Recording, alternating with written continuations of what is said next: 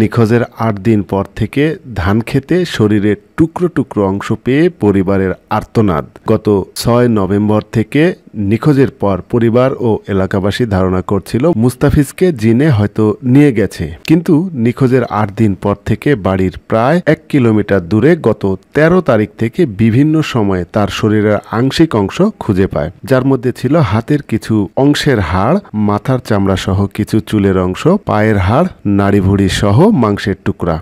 এ ঘটনায় পুলিশ মুস্তাফিজের বন্ধু নাইমকে আটক করেছে। নওগাঁ প্রতিনিধি সাহেব আলী সরকারের রিপোর্টে থাকছে বিস্তারিত। মুস্তাফিজুর রহমান নওগাঁর পত্নীতলা উপজেলার মসরইল শঙ্করপুর গ্রামের কৃষক আনোয়ার হোসেন ও মা মুসলিমা দম্পতির একমাত্র পুত্র সন্তান।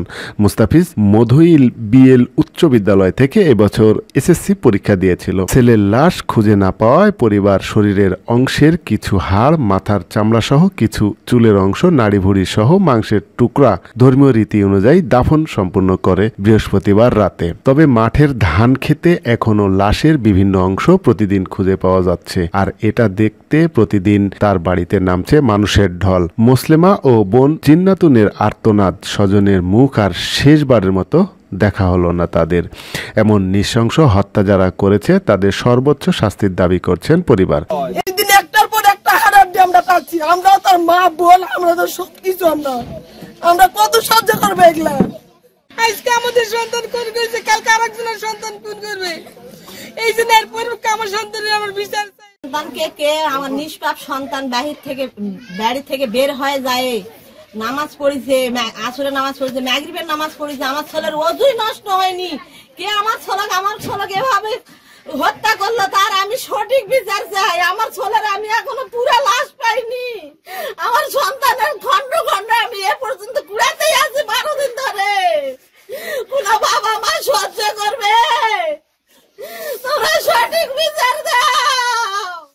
মুস্তাফিজুর রহমান স্কুল ছাত্র, যাকে ধারণা করা হচ্ছে যে গত ৬ নভেম্বর যখন সে বাড়ি থেকে বের হয়ে গিয়েছিল আর ফিরে নাই, হয়তোবা সেই দিনই তাকে হত্যা করা হয়ে থাকতে পারে।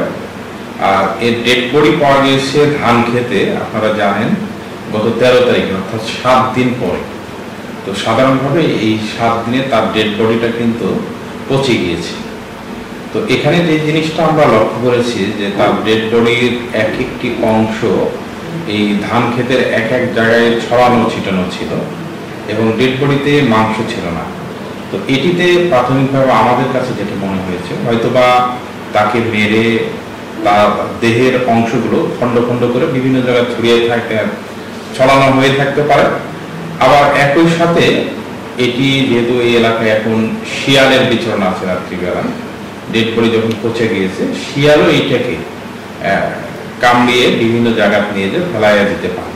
এই দুটির যে কোনো একটি ঘটার সম্ভাবনায় আমাদের কাছে বেশি মনে হয়েছে।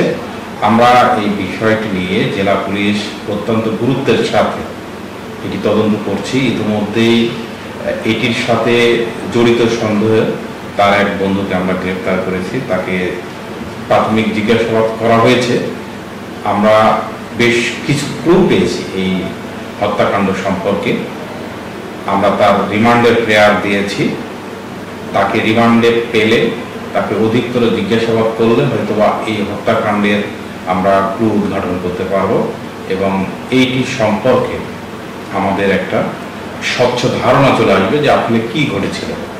আমরা এর পাশাপাশি বিভিন্ন আলামত সংগ্রহ করছি যাতে করে এই হত্যাকাণ্ড আমরা দ্রুততম সময়ের মধ্যে ডিটেক্ট করে ফেলতে পারি এবং যারাই অপরাধী তাদেরকে আমরা আইনের আওতায় নিয়ে আসতে পারি।